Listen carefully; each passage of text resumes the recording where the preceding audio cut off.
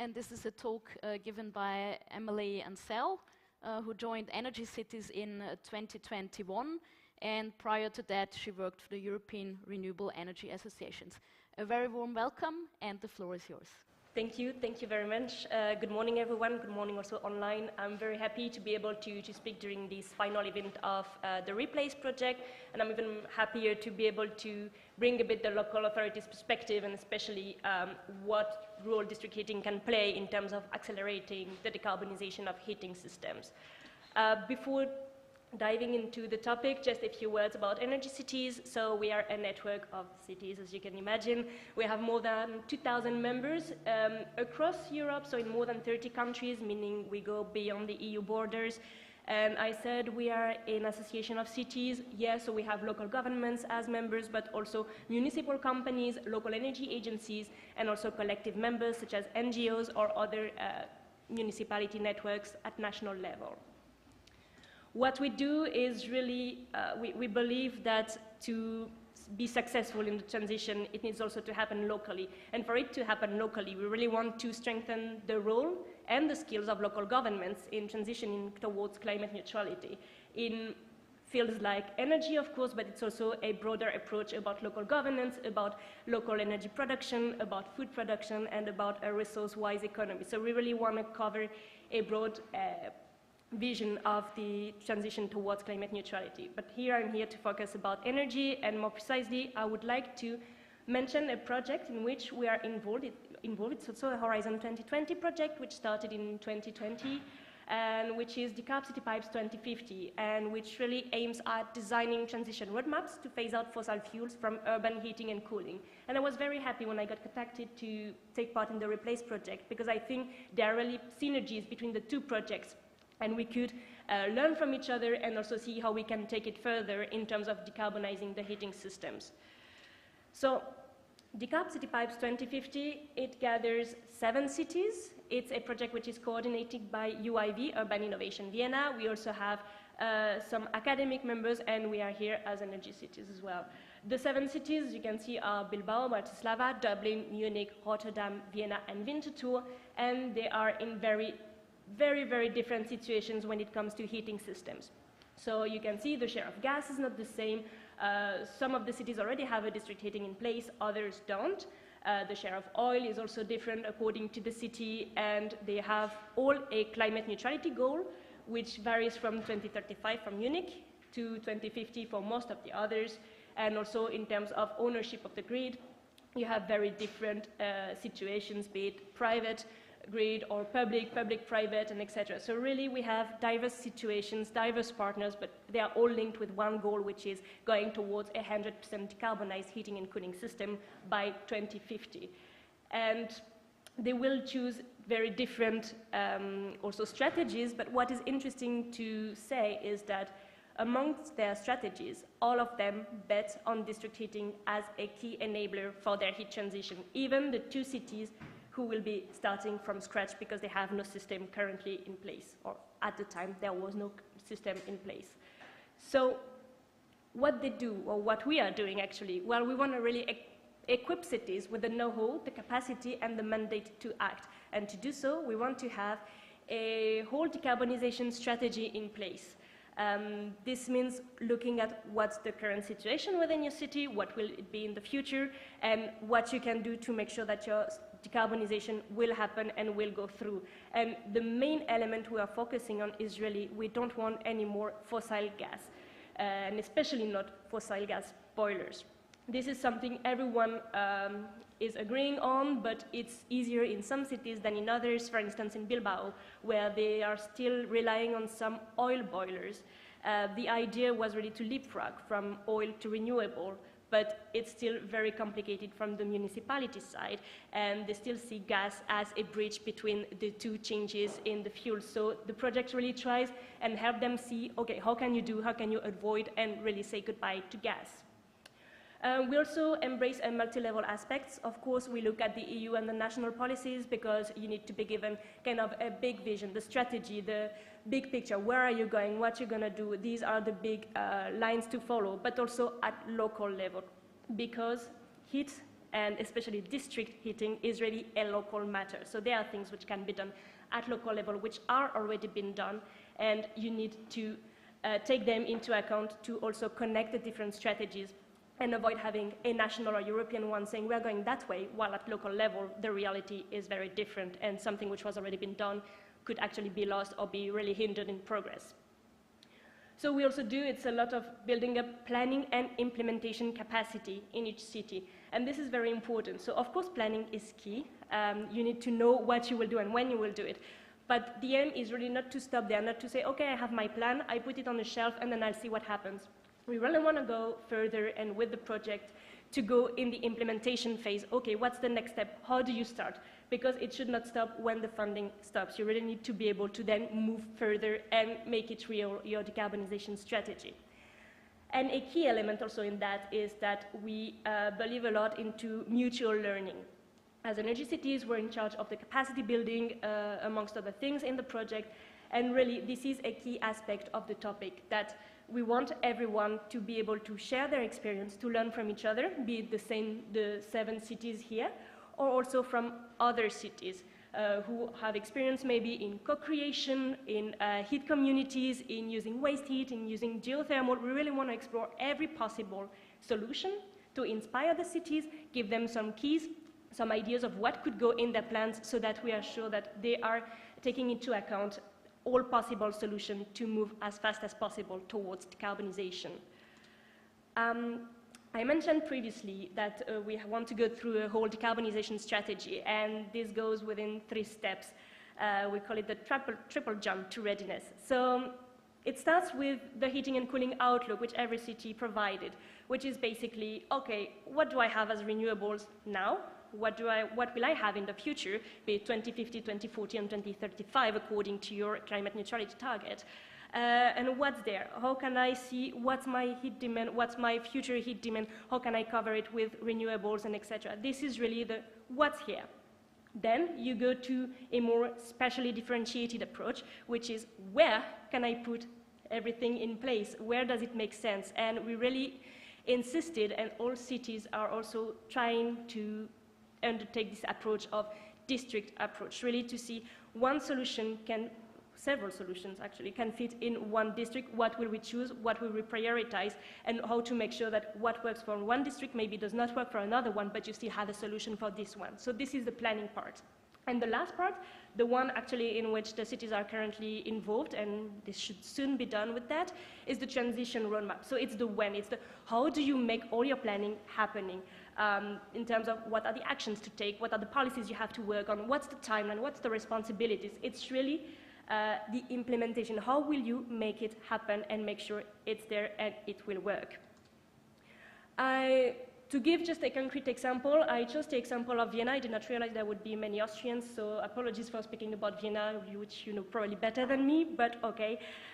So yeah, as you can see on the picture, the example of the city of Vienna, this is basically the outlook of what will be the pathway to follow for greenhouse gas emissions to be neutral by 2040. So as you can see, there is still a big work to do, but that's the way Vienna really mapped what is the current final energy consumption, what does it need to be within the next 20 years to be climate neutral, and what will be the different energies which will be used. So really that's the outlook Vienna produced within the project. And then the question was, how do we make it happen? Like, where can we do that? And when we went to spatial planning, actually, Vienna realized, well, if we want this to happen, if we really want to decrease our greenhouse gas emission and to reach climate neutrality and decarbonizing the heating systems, we need to start acting now, and this means prohibiting gas boilers in new buildings. And they decided that, of course, this may be complicated in some neighborhoods, but if we have what is called the energy zoning approach, we could make it possible to at least choose some strategic neighborhoods where to start, so that this is the first step, and then we will see how we can extend it later. So they decided, mostly within the city center, that, okay, this is the part where it makes no sense to have a new gas boiler, because well, you know it probably also from the Replace project. You install a gas boiler, then you're there for 15, 20 years, you're with your gas boiler, you cannot have any other solution, and you're locked in. So really to avoid that, they took this energy zoning approach to say, okay, this is what we will do, spatially speaking. To a more visual aspect, the spatial vision for heating and cooling in Vienna in 2040, as you can see today, well, fossil gas is really present. The yellow part is really present. You already have some central district heating. If you remember from the table slides, around 40% of heat is covered by district heating. And so you still have an important part of district heating, but still a lot of gas, a couple of decentralized systems, but that's it. And by 2040, the aim is really to get rid of fossil gas. We'll still have some green gas to cover the peaks, especially in winter when it's very hard, and this could be used like that. But you will have an extension of the district heating, which will play really a big role in the decarbonization strategy of Vienna. New connections of the grids, new grids. You will have also a lot of decentralized systems, like heat pumps or biomass, where actually it makes no sense to have district heating. So where the heat density is not enough, for instance, it's not cost efficient to have district heating. So really this is the overall vision of Vienna for 2040. So how do they do it? How and when? Well, there is a big challenge that Vienna needs to tackle. It's really this question of gas boilers, which are everywhere in the city. It's more than 500,000 units to be dealt with. Also, what's important to know is that in Vienna you have also a lot of social housing, a lot of condominiums, which does not make it often easy to deal with these individual gas boilers. And if you look at the projection here, you see that between 2024 and 2030, you need to have a drastically increase of the replacement of gas boilers to be able to reach the target in 2040. And as mentioned by the previous speakers, it means you need installers to do that. You need also the knowledge. You need everything to be in place beforehand so that you don't get stuck when you really need to accelerate. There are already good examples of how you can deal with it in Vienna with social housing. For instance, we could discuss about the Sozialbau AG initiative. We can discuss about it over lunch. I'm very happy. But there are already some initiatives to try and see how can we tackle that and make it happen by 2040. So it led to a heating and cooling plan in Vienna where basically they decided to go for 4 types of zones. The first one, which is the most important one, is the district heating zone. You can see in red on the map. So really district heating will be key in the city center where you have high heat density and where it would make, as you could maybe recognize from the map previously, so where gas boilers cannot be installed anymore in new buildings, it's already zones where you have district heating or where district heating will be preferred. You will have extensions of district heating, you will have some microgrids, and you can see in green the individual solutions where it makes no sense to have district heating and where heat pumps, for instance, would be the best solution to go further in the decarbonization. So this was for Vienna, but now if we come back a bit to more general challenges faced by all cities within the project and even beyond, because I think betting on the feedbacks we receive from our members, these are topics which are also discussed everywhere. There are challenges to be overcome if we want to go further in the decarbonization of the heating system, and I'm sure you met also most of them during your project. There is the question of the legislative framework. How do you do to have a proper one? We have a partner from Winterthur in Switzerland who is always saying, well, it's easy. If you have the legal framework, you can do everything, and then you can force everyone to act. And yeah, Switzerland is sometimes a nice way of working, but it does not always work like that in the EU, so we all dream of that, but it's not easy. And the legislative framework must be at different levels as well, and sometimes it's still too diverse, or like not talking enough to each other, the national or the EU level and the local level. We had an interesting example, though, of Dublin, where I showed you there is no district heating at the moment, and yet they managed to have a pilot project which they launched during actually this Decarb Pipes project, and they ended up convincing their national government that they should have a district heating strategy, because district heating can happen in Ireland, it makes sense, it can be efficient, and now they have a national target for district heating, and they have a real strategy and a way to go, nationally speaking, to develop further district heating. So it's possible, but it needs to be not only top-down, but also bottom-up exchanges. There is the question of data. if you want to do your planning, your outlook, and etc., you need to have enough data.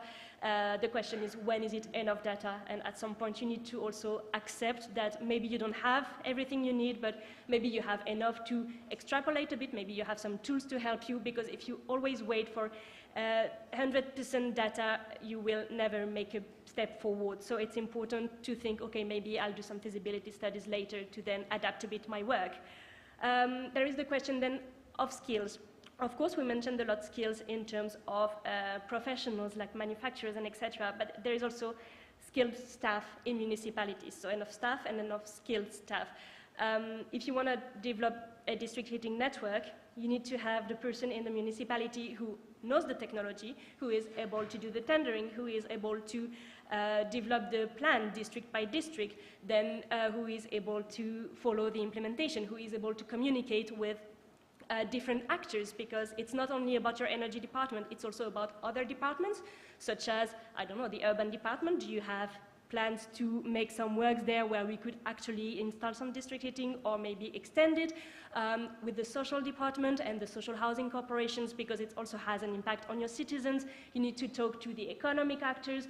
You need, anyway, there is a variety of people you have to talk to and a variety of elements you need to take into account. So you need to have enough people in your municipality. It cannot rely only on one person. There is the question of grid ownership. There is no perfect answer to that. What should it be? Should it be public? Should it be private? Should it be public, private, a cooperative? But this is also an element which we keep on discussing and saying, okay, what can happen here? Because we saw, for instance, in the Netherlands, there is currently the question of making a majority of public shares within the grid ownership. And now the companies are saying, well, if you want to do that, we don't want to do anything anymore. So you are also threatening, jeopardizing the whole future of your system, of your district heating system. And then the question of stakeholder engagement, as I mentioned before, between the municipality, you need to talk with a lot of people, but it's also to do your planning. We also had local working groups to try and see what are the different stakeholders, how could it work, what can be the solutions. If you have district heating, can you make maybe a contract with a company to get your waste heat so that it would supply your district heating? So there are many different elements to pay attention to and to try and find a solution. Otherwise, it will be a big hinder in your project. So a few key learnings. I will be brief on that because I think I already covered most of them during my presentation. So key learnings for the short and medium terms. I think what is really important is to have local heat planning. This is something which will be made mandatory through the Energy Efficiency Directive for local authorities above 45,000 inhabitants, and it is key because if you have a plan, it is a way of accelerating your decarbonization process, because then you will know, okay, I have this, I have that, I can do this here and there. You have an action plan, you are able to start. And it's also a way of gaining political support. For instance, as I mentioned, Dublin managed to show that, look, in our plan, we have district heating, we already have a pilot project working. Now, can we please get the political support which we need? And that's what they got with the national strategy on district heating. You need also to have a supporting legal, technical, and financial framework, not only at EU and national level, but also at local level. Because if you want things to happen, you need to make sure that what the legislation says is really supporting you, that you have the knowledge, that you have also financial access to some funds, for instance, for local authorities. It's not always easy to have access, but there are elements which exist, there are some funds which exist, and you can still rely on them. So this is really key to focus on this supporting legal framework and also technical and financial. And finally, what is also very important is like to have this integrated neighborhood approach. I mentioned that Vienna is choosing the energy zoning approach to see, okay, where can we phase out this gas boiler? Where could we have this and this solution? So this really district approach is key in terms of seeing what will work, where, when to do it, who are the different stakeholders to engage, and because it's not only, as I said, about your energy department, it's really about changing your whole system. And if you don't have this whole view, it will be very complicated to change deeply your way of, or your decarbonization, your heating system, sorry. And so it's also important, if you have this integrated approach, you will be also more flexible, because doing heat planning, about going for decarbonization, it's not something which is just fixed and it goes there and there. It needs to be iterative because you need to be flexible and take into account some possible changes. If you have the opportunity to have a new company or a data center saying, I want to come and install in your city, well, you cannot just ignore it. You have to take it into account. It's a potential new source for waste heat for your district heating. So you need to be able to rework your plan while you have your direction, which is set, still able to make some modification to make sure you still stay on the most cost-efficient solutions you can get. As a final slide, I just put here, because since the presentations will be shared, I put some links toward deliverables which could be interesting for you about drafting your outlook, about developing heating and cooling plans. I've put also the links to the plans of some cities from countries which are also common in the Replace project. And you can also, of course, visit the TCAPS 2050 website and send an email if you have any question. You can also, of course, contact me at Energy Cities should you have any question on what I presented. So thank you very much.